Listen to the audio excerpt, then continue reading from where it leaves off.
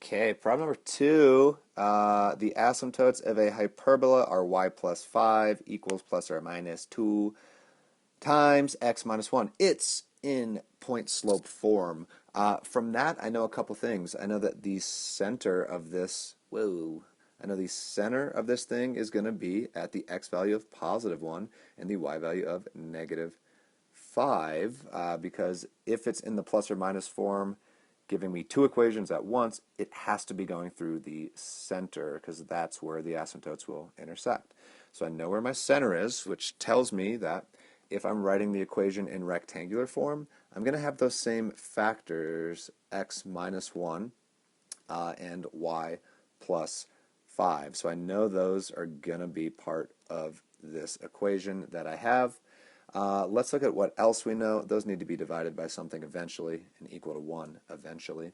We'll deal with that in a minute. What else do I know? I know my foci are given to me in that form. And notice that the x value is the one that has something added and subtracted to it.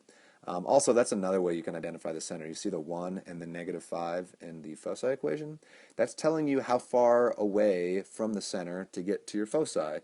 2 root 5 in the x direction, which tells us that our c value is actually 2 root 5, which we'll need to use in a little bit to help us find our a or b value. Now, what I know, since the foci are changing their x values, that tells me that this is going to be a horizontal hyperbola because the x value is what is changing for the foci. So that tells me that x should be the positive expression and y should be the negative expression. So I can make this equation a little bit more precise right there. I still don't know what my a value is going to be and what my b value is going to be, so I'll have to fill those in a little bit. But I do know that my slope of 2 is a slope, so it's rise over run. Well, notice that the b is with my y value, so my rise is b over my run is with my x value, so my run is a. So my slope of 2 has to be in the form of 2 over a. Now the problem is you might want to just say that b is 2 and a is 1. And we cannot do that because this fraction might have been simplified. But we do know our c value. So what we're going to do is we're going to rearrange this equation we have right here, this ratio b over a equals 2. I'm going to write that as b equals 2a.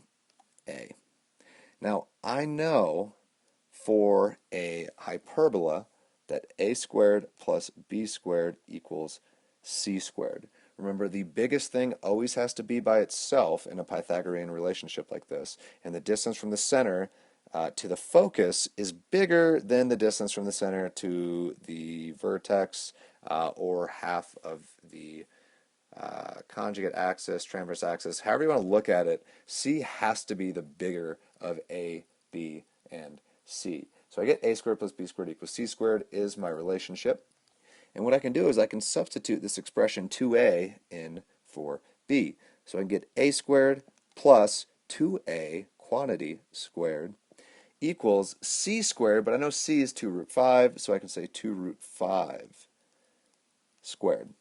So then a squared plus 2a quantity squared, a lot of you want to write is 2a squared, but that's super incorrect. 2a quantity squared is 4a squared. When you are squaring a product, like 2 times a, square each piece. So square the 2 and square the a. Equals square each piece. 2 squared is 4 times root 5 squared is 5. Combined like terms, I get 5a squared equals 20. Divide both sides by 5. A squared equals 4. Thus a equals 2. So now I know that here I need 2 squared on the bottom. Furthermore, I know if b equals 2a, then b equals 2 times 2. So b equals 4. And so I can fill in this piece right here with my 4. So I have my rectangular equation right there. And I've got b finished. I could find its eccentricity. Eccentricity is E equals C divided by A.